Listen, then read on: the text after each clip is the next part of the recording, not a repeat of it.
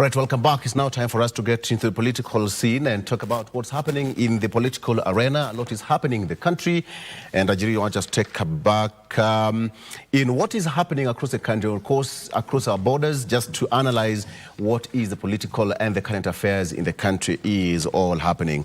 I'm going to introduce my guest once again. I have Mwalimu Mheshimiwa Peter Orero, who is Member of Parliament of Kibra constituency, joining me on set. All right, that is up there. Mheshimiwa, good morning.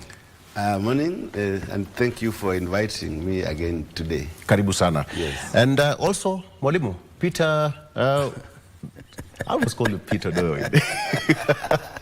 No, I'm Odoyowedi. You're Odoyowedi. Of course, you understand why I always call you Peter. I do know. All right. Yes. Odoyowedi is also a political analyst. Thank you so much for joining us as well. Karibu sana. Thank you. And expecting Dr. Evelyn again, who is a political analyst, to join us shortly, but we have to put this on the road, starting with the front page of Local Daily. Let me start with you, Mheshimiwa Peter. What do you have on the front page of The Standard? If you can just raise it, you have The Standard newspaper with you there. Release them.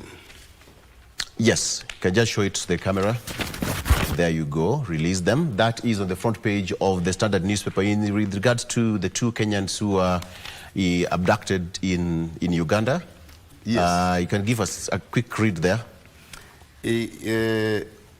For nearly 2 weeks, the families of activists Bob Njagi and Nicholas Oyo have endured tormenting silence after the abduction in Uganda. With both Kenyan and Uganda governments offering little clarity, fears are mounting that the two Free Kenya movement leaders are being held incommunicado by Ugandan security forces.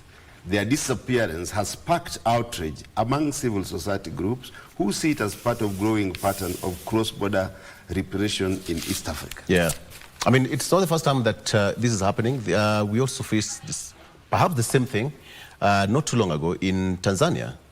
Yeah, when we had Boniface exactly. and Mwangi, and we also had, that is the time even people like Martha Karua were denied entry. Yes.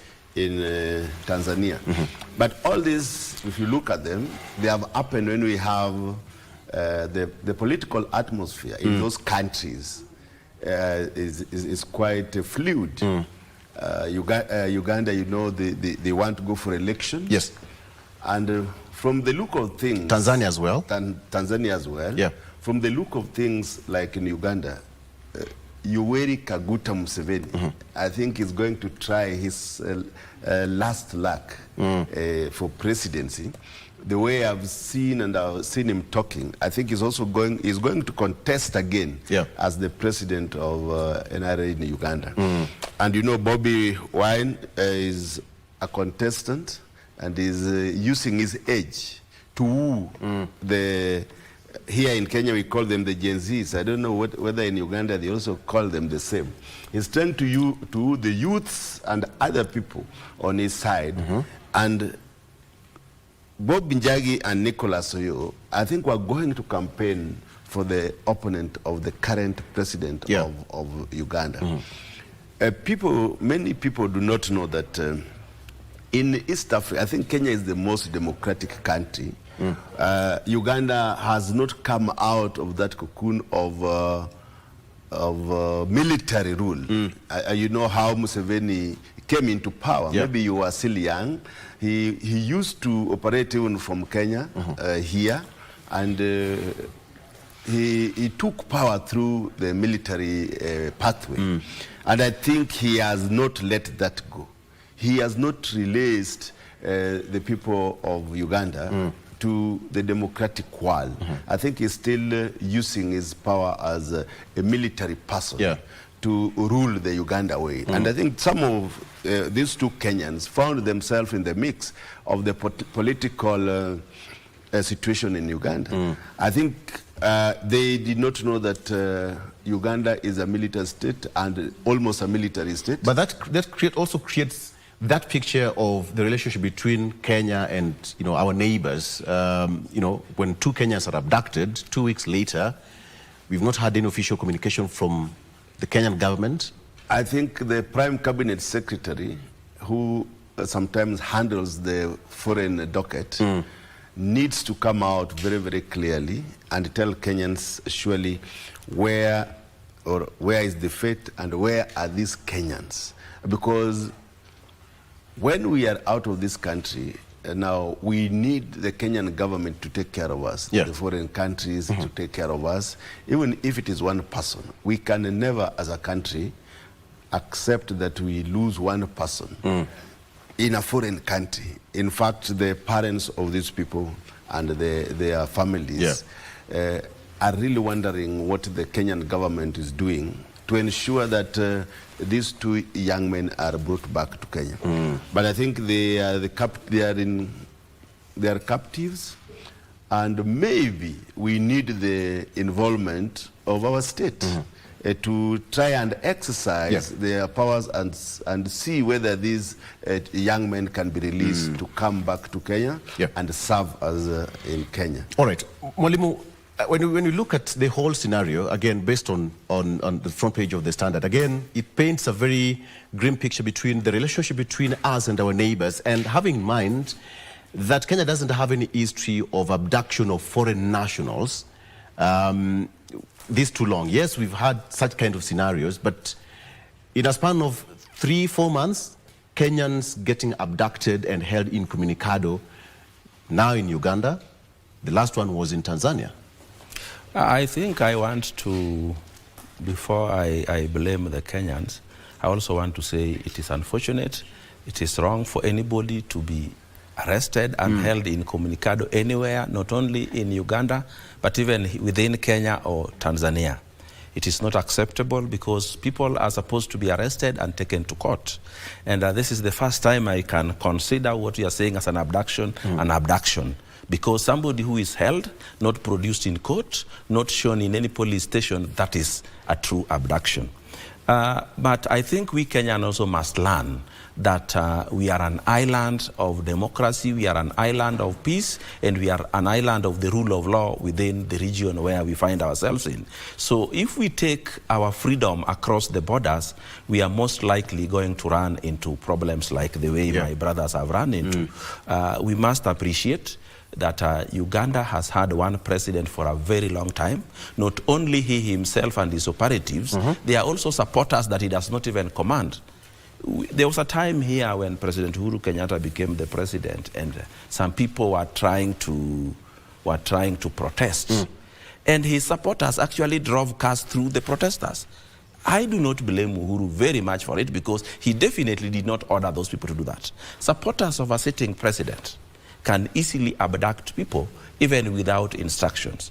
But it is the government to find out who are the abductors and where are the abductees. That is what should happen. So with that, there should be collaboration between Kenya and Uganda in the finding of these two Kenyans. But nevertheless, there are two ways of doing this. If you want to go the political way or the diplomatic way.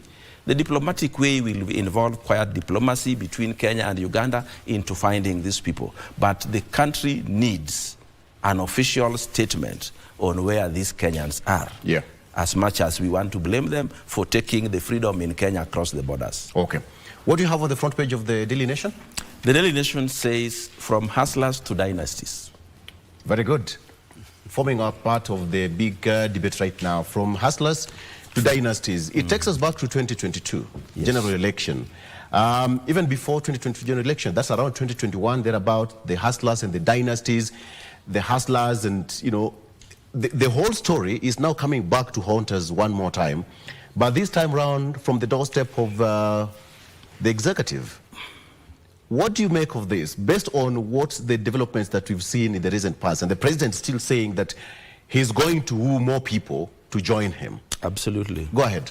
You know what happens in politics? You coin a narrative depending on the circumstances you find yourselves in. In the last general election, President William Ruto found himself against actually the dynasties. You saw a very trending photo of President Uhuru Kenyatta, a former President Moi's son, Gideon Moi, were all ganged up against President William Ruto, including Jaramogi's son, Raila Odinga. So that is why he said, now, let me go back to the people, tell the people I am up against the dynasties. You know, the people are very easy to control. Show them a giant enemy and then they will follow you and be the savior that is going to save them from that giant enemy. Anything where you want to capture people to follow you endlessly, you must show them an enemy. Even if it is religion, you must show them an enemy. Even if it is politics, you must show them an enemy. That enemy is the one you're saying every day and you purport to protect them from. So President William Ruto came believing and telling the people that I am going to protect you from the dynasties that has brought Kenya to its knees over the years. Currently, he now finds himself in a position in which the person who is now going against is no longer a dynasty. So he must pull the dynasties to his side to help him fight the new enemy on the block. But every contest, political, social, or religious, there has to be a dynasty. There's no religion with no Satan. Satan has to be there as the object of hate. Okay. And then that of hope. And then the Messiah, which is you, delivering people from the object of hate to the one of hope. That is how it is done. I know you come from a constituency that is having a by-election now called Kasipul. Yes. And you had the ODM narrative there currently. They have started saying that this war is no longer our war.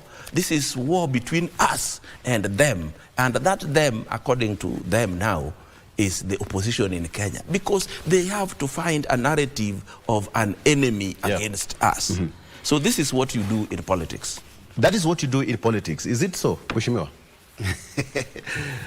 My friend here, I think he deserves being called a political analyst. One is saying that you must identify the problem and the opponent and the enemy that you are fighting. But generally, sometimes also in politics, you go by what the people also want, the narrative that is interesting to the ears of the people.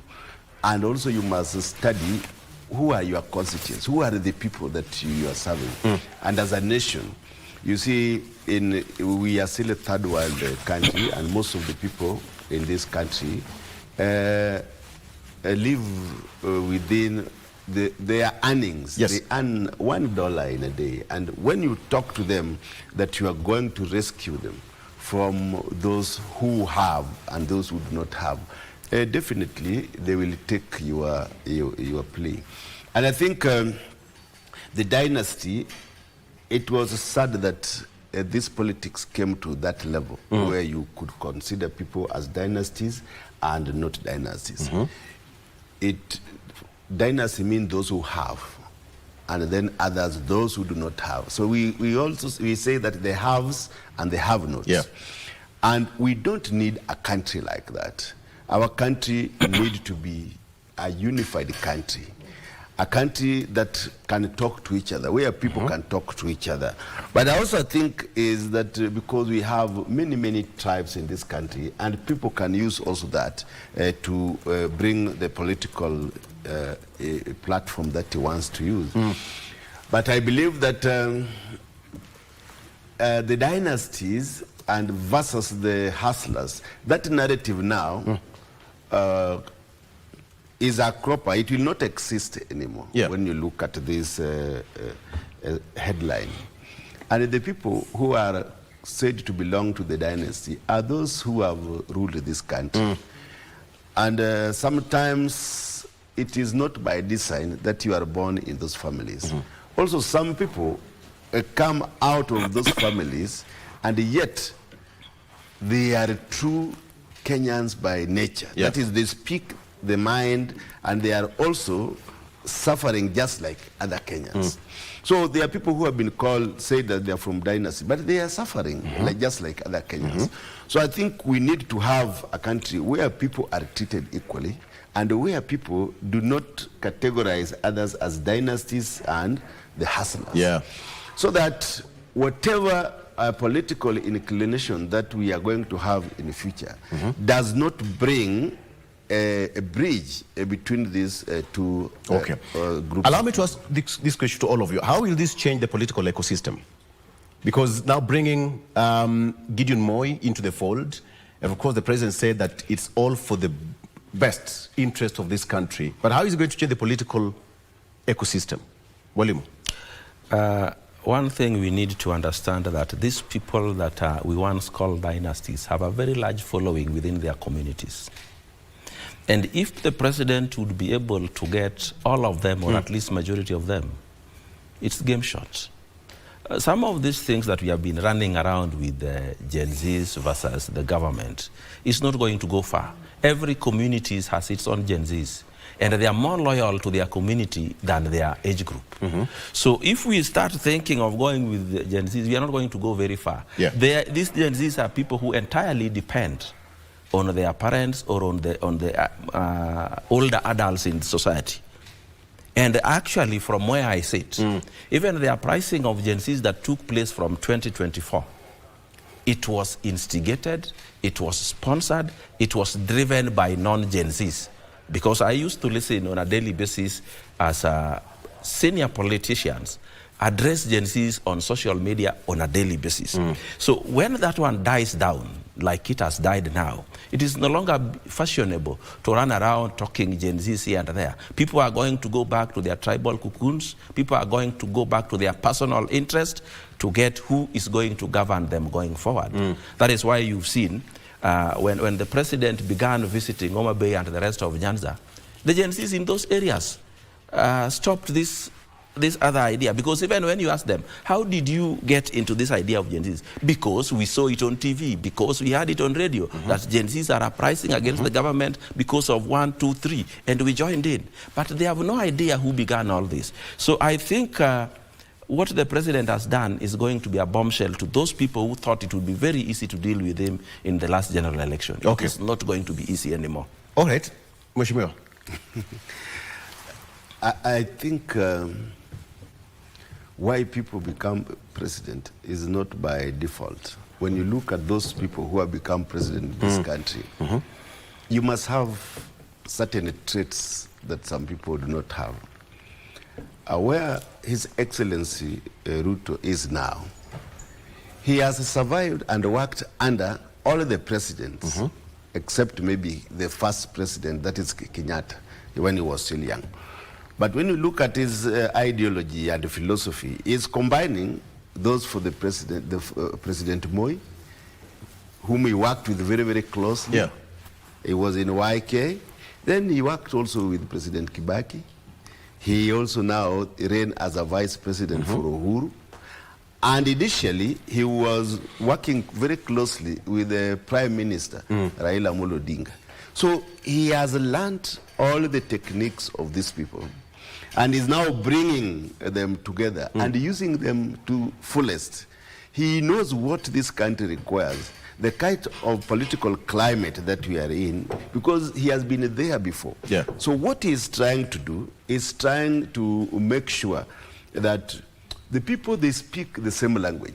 The people who can bring this country together are those people, because they have a following from their political basis. They have a following. It surprised so many people. In fact, I have a colleague that we were with outside this country, and who comes, we were with him in Finland, and he comes from Baringo. And he had hinted to me that Gideon was popular there. And he was expecting that maybe he was going to be the senator.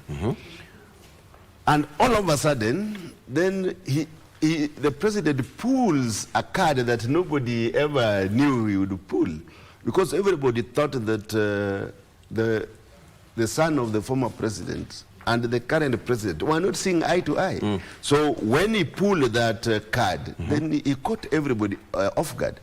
Nobody expected that Gideon would not present his papers. Yeah.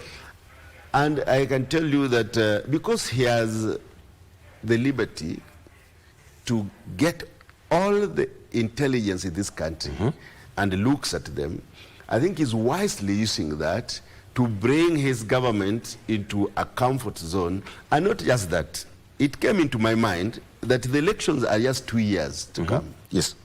Initially, people thought that IBC would not be constituted, and they were not seeing how these elections will be done. Immediately, this IBC was constituted. I think this is a rehearsal to His Excellency and the party itself, the ruling party, to see what will happen in 2027.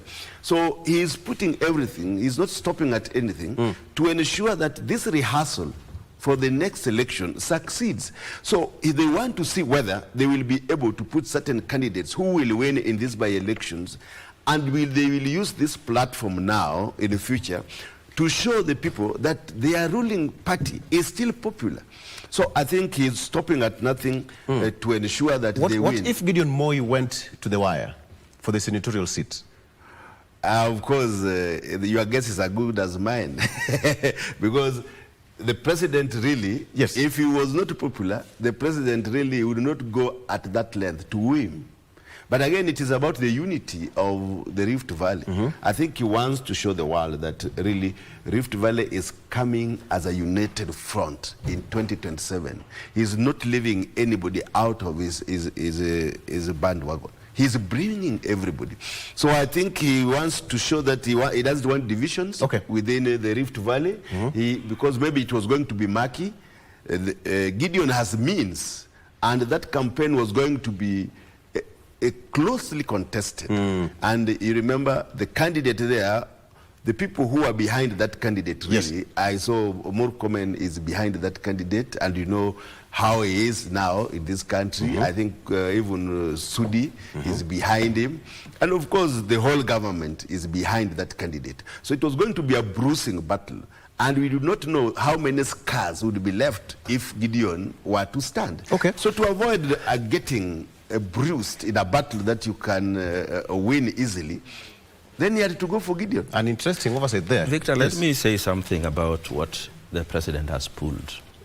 Its immediate effect, very visible from far, is now the change of tune even in the opposition, because you have heard now Rigathi Gachagua is no longer saying he's the best candidate. He's begun to say that he may support Kalonzo and campaign for him as hard as he did for President William Ruto, knowing that if Gideon Moi could join President William Ruto, it is possible that Kalonzo too would join and he would be isolated. So I think instead of getting isolated, probably he would rather join the winning team.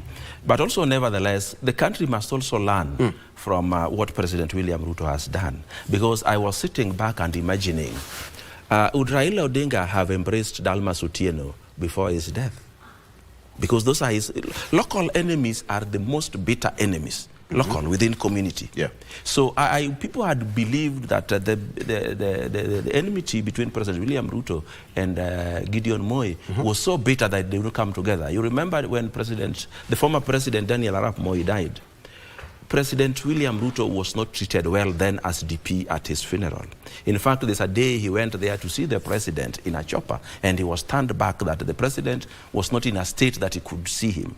So I think those ones ringing back in his mind and people's mind, they thought that President William Ruto would not embrace Gideon Moi. In any case, within the Rift Valley, even though people are suggesting that Gideon Moi would have won, I'm sure if the president would want to put his arsenal, his resources, his people, it could have been very difficult. It would be a victory, though Pyrrhic in nature, a victory you achieve after spending a lot of resources, but he could use that to subdue. I remember there was a time we had a by-election in Homa Bay after the death of Otieno Kajwang. ODM literally camped there with Raila Odinga also coming there and sleeping in Homa Bay just to deliver that victory. When the easier option was to negotiate it the way President William Ruto has negotiated with the So there's no problem with whatever is happening? Yes. Okay. Dr. Evelyn Ogendo, karibu sana. Thank you. Why were you not driving on the wrong side to make it here on time? I'm sorry. Please just don't add into my issues of today. You ought to have, He'll apologize. No. When the time comes. You know, he had noticed that she had issues. So a little laugh and a smile. You know, now she's now okay like us. She's now okay. You'd have, you know what I'm talking about. Better late than never. Absolutely. Yeah, Karibu sana. but I really apologize for my delay. No problem. Karibu sana. We are just Thank you. On the road with it. Before we take a break, I mean, the whole political scenario, what we are experiencing in the country, if it's time to woo, yes, but is it going to change the entire perception of that voter? Because they would say that Senator Gideon Moi has just one vote, but now the entire local area, the Kalenjin land, the Baringo, is it going to change something? Greatly, it is really going to change a great deal of... you see, politics, Victor, ideally, is local. Politics, by all means, does not matter how you look at it. It is local. Look at any popular politician today. Yeah. There's no politician who is very popular who has not begun from the ground, from the grassroots, where he or she comes from.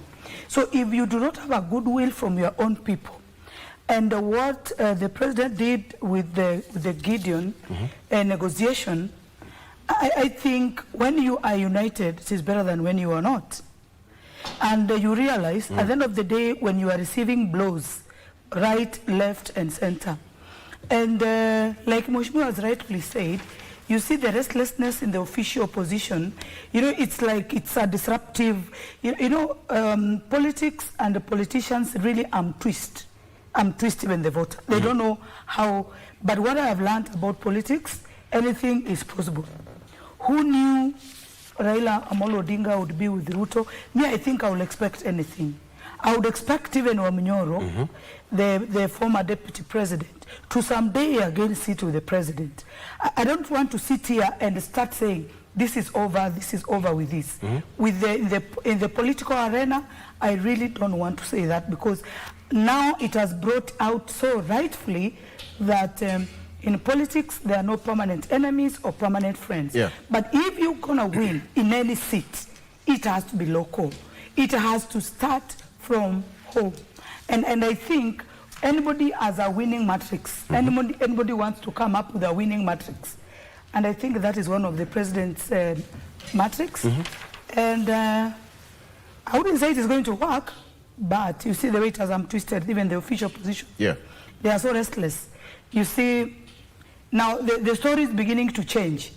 First, they were edging out. The official position also began to confuse themselves at some point, because they edged out Dr. Matiang'i, they edged him out, and then I think it was to be an easier way of bringing their staff so that they can come together, because Wamnyoro ideally said, well, he's going to be the presidential candidate. Now he's changing that tone. Then secondly, and then the big question in the Kenyans' head that does not come out, is he eligible to be in the ballot following the impeachment, or what is going to happen? Yeah. Okay, so I want to take a break, but before that, just a quick one. Do you think it's going to have any effect? A big one. It has actually weakened the official opposition, and it's unless they also apply other... How? Official? How? In what way? You see, when you are destabilized, you know, when you come out firmly and then you say you want to be president. Yes. Are you seeing? And then in between, you are changing the narrative. Why are you changing the narrative? Because you have realized there are barriers. They have seen barriers. I may not see the barriers right now. We may not see the barriers right now, because it's almost 2 years to the election. But clearly, when you say this, you say that, you say this, you say this, it means there's a problem that has not clearly come out. And when you have that problem, what that means, you're also threatened for you to keep changing, tossing from one idea to the next idea, one affirmation to the next affirmation. I am going to do this. You see, the other day I saw Nyoro was talking about, stop buying those houses. If you're going to buy them, when we get into power, you know, that was an affirmative, you know, it's like we're sure of this thing. Then that narrative changes. Do you know what you're really talking about? That's politics. Let's take a break. I want to serve you tea. It's break time. Thank you. We'll be right back. Stay with us. All right, welcome back. We all have our cups of coffee. Gentlemen and lady, let's enjoy as we do this. All right, so let's come back to the discussion. Mwalimu Peter, Mheshimiwa Peter, yes. You know, when it comes to politics again, the whole scenario is going to play out come 2027. You said this is but a rehearsal. IBC is now in place, full house, and the by-election coming up was going to be a litmus test for president in his backyard. we can conclude that it was going to be difficult for the ruling party to clinch that seat. Do you think the president would have made a U-turn or probably sanitized the outcome of that by-election had it gone the way probably Gideon Moi wanted it to go? Of course, it's normally very difficult to predict the action after the election. But what I'm saying and what I know is that it was going to be a contest, a real big contest. And I said because Gideon has the means and the government also, they have the means. So just as I said that it was going to be a bruising battle. And in politics, if you can avoid, then avoid. And because I just said it is a rehearsal, and they would stop at nothing to ensure that they win as a government, and also to test the credibility of this IBC, not just credibility, but all the functionalities of the IBC. So this shows how a working government can use their position and their state to ensure that whatever they would want to happen can happen in the politics. It is not just about twisting, but it is also about what these people have in common. You know, in politics, first thing is about self-interest. Most people must have their interest. So you can never know what self-interest Moi had, Gideon had, what interest the president has. But I am sure that they must have agreed on certain issues based on different policies. And I think Moi is going to join this broad-based government and maybe put his conditions that should be fulfilled before he joined the broad-based government. So I think because of self-interest and maybe also because of the interest of the country, the president talks about the interest of the country, but the politician who wanted to contest had a self-interest. So if HE could meet his interest and also bring the majority to a common goal where we have a unified approach in Rift Valley. I think that was the basis of these agreements that occurred. Okay. What are we likely to see? Mwalimu Odoyo, what are we likely to see moving forward? Because who else now remains? Kalonzo Musyoka said, Honorable Kalonzo said that he's not joining the opposition, the government. He said that over the weekend, he's not joining that. We have got former Deputy President Rigathi Gachagua is also not the other side.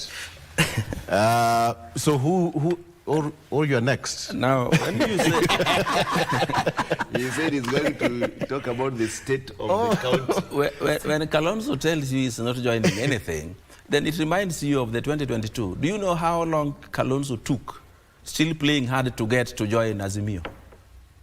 He joined when even the running mate had already been appointed as Karua. He was almost remaining behind. So Kalonzo can say, I'm not joining until last minute, then join. That is possible with him. But also you must know that when your opponents become stronger, you feel weak at heart. And he feels rejuvenated. So now the government side is feeling very rejuvenated. People are happier. People are beginning to be bold. But on the other side, they are becoming weaker, as you witnessed in the statements by Rigathi Gachagua, who now says that he's ready to support Kalonzo should the formula they are going to use bring them Kalonzo as the candidate. That was just a more diplomatic way of saying, now I am ready to support Kalonzo Musyoka, because if I don't support him, he can easily move over to the other side like Gideon Moi has done. But the movement of Gideon Moi is very important. Not about the number of votes he brings across. He may not bring any because the people around him may not support the president now, but during the elections they would. But it is very difficult when your own brother in the own neighborhood is not supporting you. It sends very bad signals out to the rest. And also remember, the Moi family is very well endowed financially. So when he is on your side, he can be part of your campaign tool. He may also, you may also buy off a rebellion. If Gideon Moi decided to support the anti-Ruto regiment with the resources that family has, then you know it is a very big battle. Because he doesn't need to use the resources at home. He can use them in Kwale, in Nyeri, anywhere else in the country. So with him on the side of President William Ruto, Raila Odinga on the side of President William Ruto, and Wetangula, Mudavadi, and all those people are there. Just wait and watch who else will be on that side. That is a big question. Who else will be on that side? And if those people will be with him on that side until next election. Because you've all talked about interests. And all these people will have political interest behind them. Dr. 2027 is here, 6 months to election. Give me an hypothesis of probably what would happen if all of them bolted out. They bolted out from each other? Or? Yes. No, everybody for their own interest, now politically speaking. Right now, what I'm seeing, it may be sad in relation to somebody else who is not into the government. What I am seeing, I'm seeing a re-election. Re-election of President Ruto. It sounds, those people who may hate the government, that they hate me for that statement, but the way things are moving, and to comment about Honorable Kalonzo, you know, I've really followed his politics. Unakumbuka the time he was being called watermelon, anapita katikati, anagoja anapita katikati. He has this, not chameleon, he shifts colors. He shifts colors. So if all the time I've seen, from the time I started to vote, I have seen him, is it metamorphosizing or just changing color? Can be brown, can be green, can be that color. So all along, I've not seen him keeping a firm stand. So what is very unique or very strange, or what has really happened to him that is so different that will not make him change? It's a matter of time. He is moving to the government. And you remember this day, today on 13th, this is October. Yeah. You will remember on this day what I've told you. Honorable Kalonzo will go to the government, and then it will cause more confusion to Wamnyoro, because one, it'll start his wars of whether he can be in the ballot or not, because clearly the tribal thing he has passed as a tribal king. Wamnyoro has already passed to Kenyans. Even among his fellow Mount Kenya, Mount Kenya members, they see him as a tribal king. And what can a tribal king tell somebody who passes for being a national figure? Almost nothing.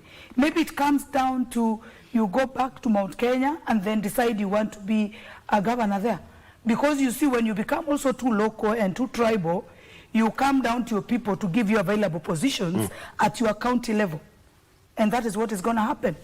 So what is happening right now, if they have other cards under the table, they don't bring them on under the table. If they don't bring them on the table and they play them, or because somebody else was telling me, oh, there's something that is coming up, or there's a plan that is coming up, so people don't want to show what they want to do very early because somebody is going to interfere. You see the way he was saying the other day that the president is causing confusion in the official position. He's trying to cause confusion to destabilize them, but he does not know the cards they are playing on him. You will not play a game with a political guru. You know, these things, you know, Kenyans would like to hear what we wish to hear. We hate the truth. I am not for or against the president, because ideally, I hate him or not, he is my president for now. For the sake of my inner peace, I have to take the status quo right now. His Excellency Ruto started all the way from Member of Parliament, coming up. Wamnyoro just he became a Member of Parliament, and then from there he skyrocketed to Deputy President. Who among the two is a seasoned politician? So when they are playing these games, who will be left behind? Wamnyoro. Okay. Victor, there's something I wanted to tell you about this game of Wamnyoro. Omunyoro has never been playing a game of somebody who wants to be the president of Kenya, nevertheless. His primary goal is to capture his community and lock them in the way Raila Odinga locked the Luo. Even in meetings that he goes outside Central Province, he always goes as a visitor of somebody else. But he never goes out in a meeting that has been organized with him as the chief. No. And again, you notice recently, President Uhuru Kenyatta decided to revamp his Jubilee and took off Matiang'i. So, you know, the Rigathi axis is being depleted systematically, pole-pole tukienda. Pole-pole tukienda. And you see, Eugene is also not there anymore. Is it Eugene? Yeah. Yeah. So, they are going to Jubilee. So, we already have 3 formations. And that is a recipe for chaos for the opposition. And that chaos is what President William Ruto would want to happen. So watch it as we go forward. Okay. What kind of political card is being played here? Probably you are in better place to explain to me. The kind of, is it gather them, scatter them? Normally, what people always say is that the Wazungus who were in this country before our independence, used what is called a divide and rule. Used this community against the other community. When you look at traditionally, when Ofafa was killed, they were trying to divide the Kikuyus and the Luos and all that. That is divide and rule. Yes. So, what is being used now is that Wamunyoro is going to be fought from his own political backyard. And he emerged too soon. And that is why I never want to discuss him. Even before he was removed as the vice president, I was on many media stations. And I said before that he is a political neophyte. Because the wars that he wants to fight is beyond his imagination. This country has survived many of those years. And where we have reached, and you want only that you want to gather your own community to be behind you, and now you need other communities if you really want to be the president. And in that community, we have seasoned people in his backyard. You know, when you have a former president in your backyard, and a former president who has not reached 70 years old, a former president who is still young, and the son also of a former president. You can imagine the means that they have, what they can use to ensure that as much as Wamunyoro wants to be the kingpin, he wants to bypass a dynasty which has existed for as long as Kenya existed in our independence. So we are going to see some kind of serious rivalry within the Mount Kenya political bloc. That is, the former president is not going to take it easy to see Wamunyoro ride and become the political kingpin of Mount Kenya. And he sits and sees that it is going, no. So this is the first war that is going to meet. And that is what necessitated the Jubilee to go for the National Convention and seek to bring one of the opposition members as maybe a deputy party leader or something. That is Matiang'i. Yes. We can bet today Matiang'i will be where the former president is. That is Uhuru. Those are close buddies. You can never take them away. It is just a matter of time that maybe Jubilee will endorse Matiang'i as their presidential candidate. And this is going to break the unity of the opposition. I have seen it today, was it yesterday, that many people from the camp of Matiang'i now are demanding that they are given their space. Because they are saying that one of the... Given their space in where? In the opposition. Okay. And the official opposition. And I think they were targeting Wamunyoro because he is constantly making himself the leader of that combined opposition without being elected. And I think he's rubbing it on their faces. Yet, some of those people who are in the opposition have been there longer than him. Kalonzo Musyoka has even also been the vice president of this country.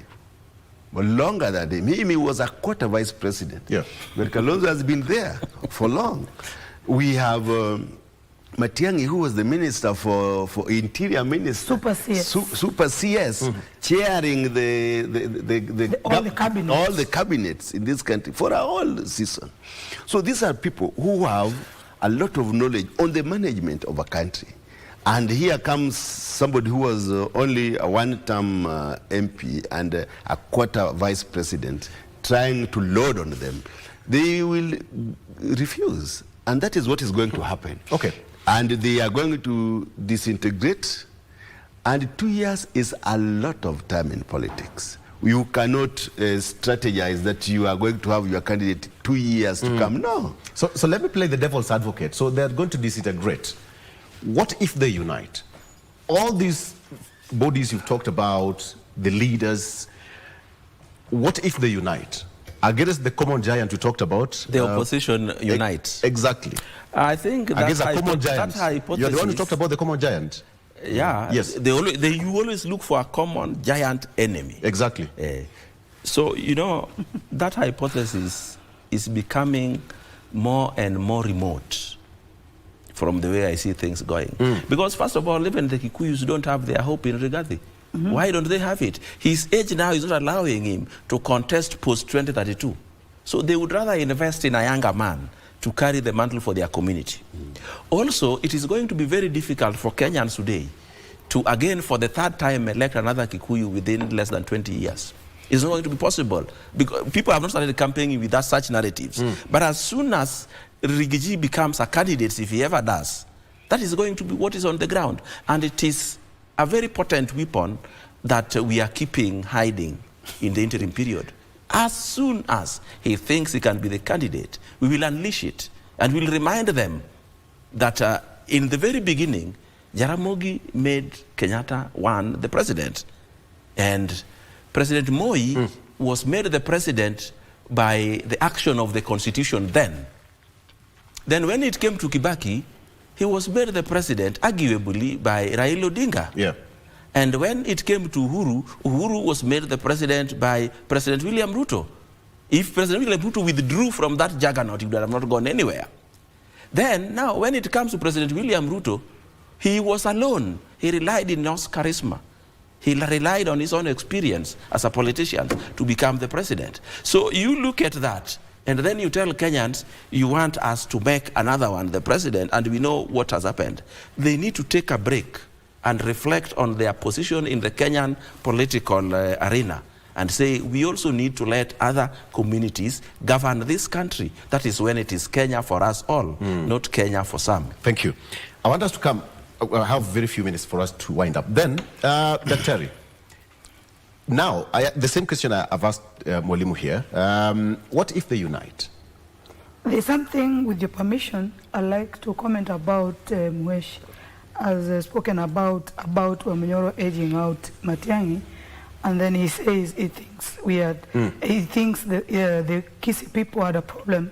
I would wish to confirm we had a very big problem, not that we had too much hope in him, but we had a very big problem for him to edge out Dr. Matiang'i to come and speak on behalf of us, the Gusii region, that what he thinks about us. You see, he seemed to be a know-it-all character in the sense that you can perfectly talk about your Mount Kenya and then drop so many counties, come to Kisii, and then decide you want to tell us about our political status. So what has he done? He has created enmity with the Gusii region. And when he has created that, and the hope we have and the luck we have as the Gusii region, even his own people don't like him because of his statements. You know, he speaks like Mount Kenya is more superior than other regions in the country. Okay. And that is not acceptable. So what I was trying to confirm is, we tunamwonea 18.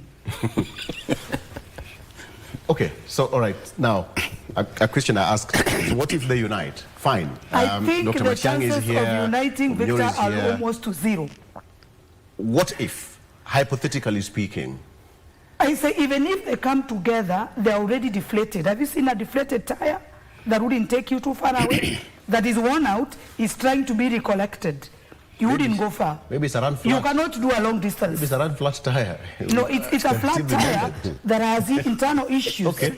You know, this is a tire that has always burst, been redone, that has issues. Okay. And then you realized it was ideally not a good quality of a tire. And then you are trying to refurb it back, and then you are trying to pump some into it, some pressure into it. It will still deflate. But Victor, let us not deny you that answer you so much want, the one that if they united, let me tell you, those big wigs that you say are united, the presidency, the government can create even bigger ones in their places.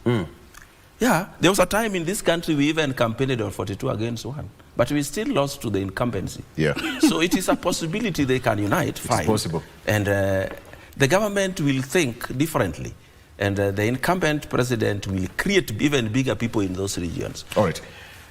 By elections coming up, very quickly, in another 5 minutes, Mheshimiwa, we have voter registration happening. How are you performing in your constituency? I think we are in Nairobi, apart from where this MCA died, that is in Kariobangi. Yes. I think my constituency is the second after that. So basically, I would say that we are leading as Kibra constituency in registration. Very good. I have put elaborate mechanisms with my people to encourage those who have not registered to register as voters, and we are monitoring on a daily basis of how many have registered. And I think this is what is going. Registration is what propels people into leadership. You can but 20,000 nationally, that's a very small number. Yeah, it's a small number. It is low because I think the IBC, they have not gone out to really educate people on voter registration. And because they are newly constituted, some people think have not known that they have started continuous registration. And also the IDs, you know, there are people who have not been given enough IDs and they are 18 years. So I think it must go hand in hand with the provision of national IDs so that I will have as many people as possible. Those who do not vote are the serious people who do not vote to their candidate as a president. They are the people who deter us from getting a democratically elected leader. So you must always encourage people that they vote irrespective of the person that they vote. You must vote for your choice. So I'm saying that in Kibra constituency, we are doing well. And even today, I will be in the constituency to try and encourage people to register. In fact, one of the cabinet secretary is coming at the DC's place today.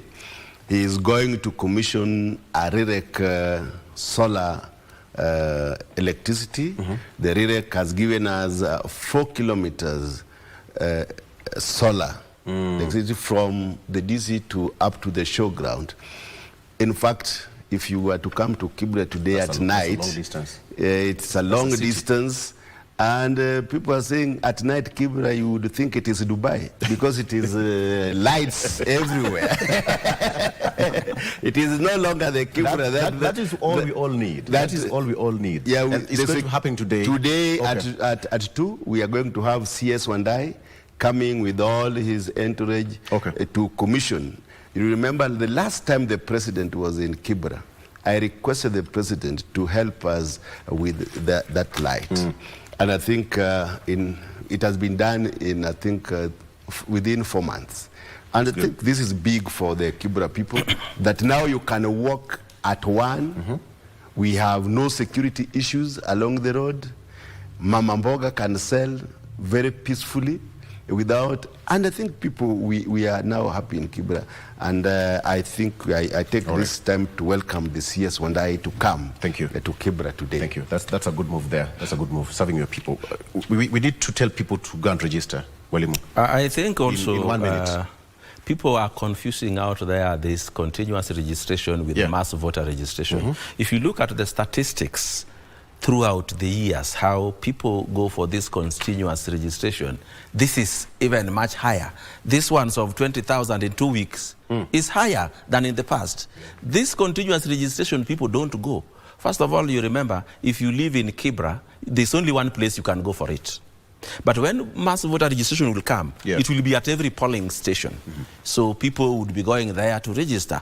You know, in some places like the countryside, you have to pander a vehicle with some money to go and register. So people are waiting for the mass voter registration. But I would advise them that if you want to avoid long queues in the future, go and register now. Right now. This is the time. This is the time. Dr. Tumalizie. Me, I think according to me, what is happening right now, Kenyans should be privy to the fact that learn how to fight with your voter's card. It is easier and more peaceful that way.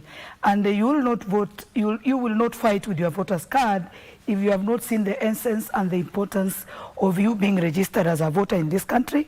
At least let your voice be heard. It doesn't matter, there are so many seats.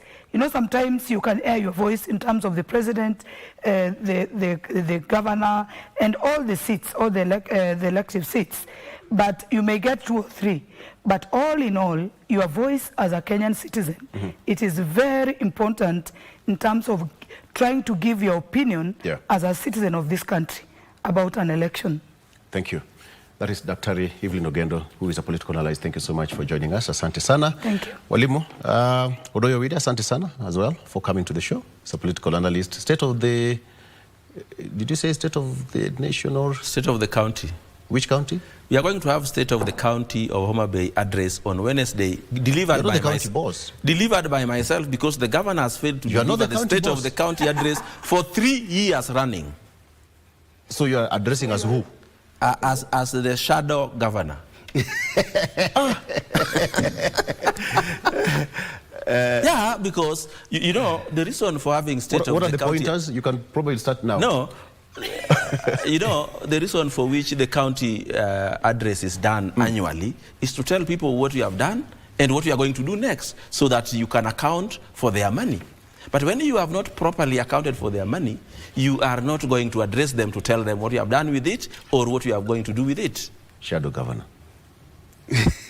We'll see you in 2027. Thank you, my brother. You know what I'm talking about. Yes. Thank you. Well, I have to let you go. Please let us know what's happening. We need T-shirts. Actually, we do. We need T-shirts. There are some T-shirts being sold online with your photo. Oh, I got lost. I think you're now you're bullying me. You know, Victor. You know, Victor. You know, Victor. The overlapping that finds you on these Kenyan roads is so common. Even naturally, when you are overtaking, you must overlap. Like the way you've when there is an obstacle on the road, you must overlap. We are done. You've overlapped my show. You're now overlapping the time. In fact, I want to say yes that it has been a very, very...